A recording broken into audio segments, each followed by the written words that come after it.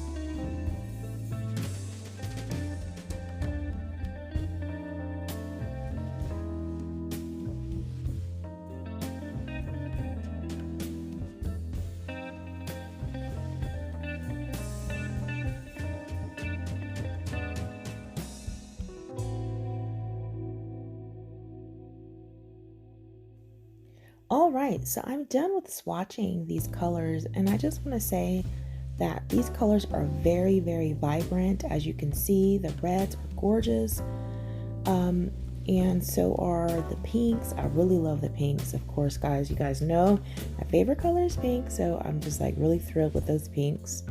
We have some beautiful oranges, yellows, skin tone color.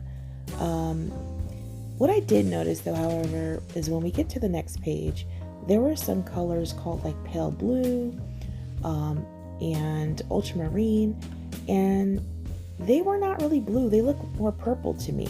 And you'll see as I point to those, but they have a lot of great varieties of greens and turquoises, which I really love. And but here's where we get to some of the colors I didn't understand. Blue light and pale blue. That's more like a lavender to me, but all in all, the browns are nice, and I'm really pleased with this. They even have a pastel section, which I thought was really cool. You get down here, the pastels, really nice. I like that. And you have a nice variety of pastels there. And then you have your grays, and you have your warm grays. So I'm going to do some coloring in this next section here, and I'm going to be coloring out of 50 Summer Miniatures by Camellia Angelkova, and I've selected a page to color. There is one thing I want to say, is that I was not sure on the pricing of these, why they priced them the way they did. So they offer these in a 40 for $19.99, 60 for $23.99, and 80, which is the one I'm using here, for $26.99, and then a 120 set for $72.99. Now the price jump from 40 to 60 is $4 for 20 more markers. The price jump from 60 to 80 is $3 for 20 more markers. And the price jump from 80 to the 120 is $46 more for only 40 more markers.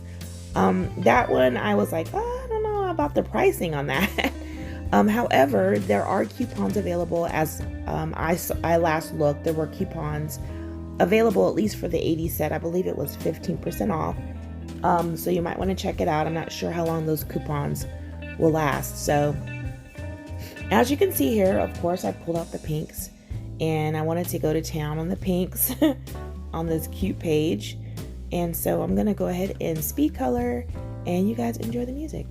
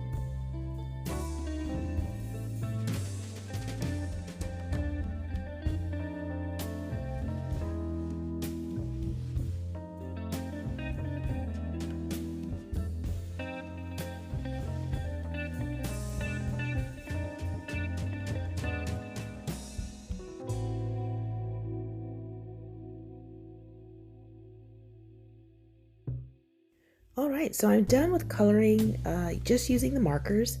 And now I'm going to do some shading with Arteza colored pencils. This is typically the way that I use markers. I use markers as a base, and then I use colored pencils on top to shade. And so I wanted to test that out just to see how well it works. And again, using Amazon paper.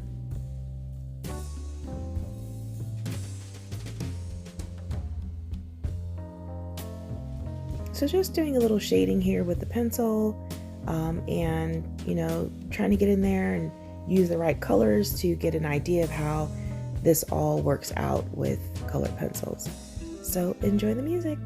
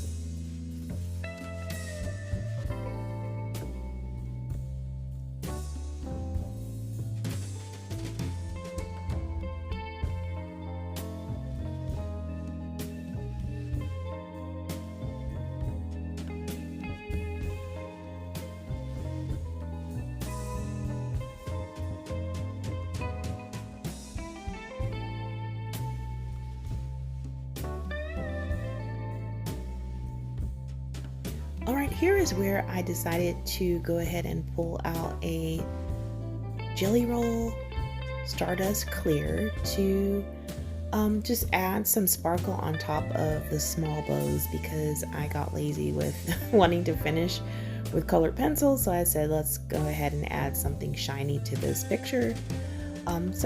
And I really enjoyed using the jelly roll on top of the marker. There was no bleeding or anything like that, and they turned out great.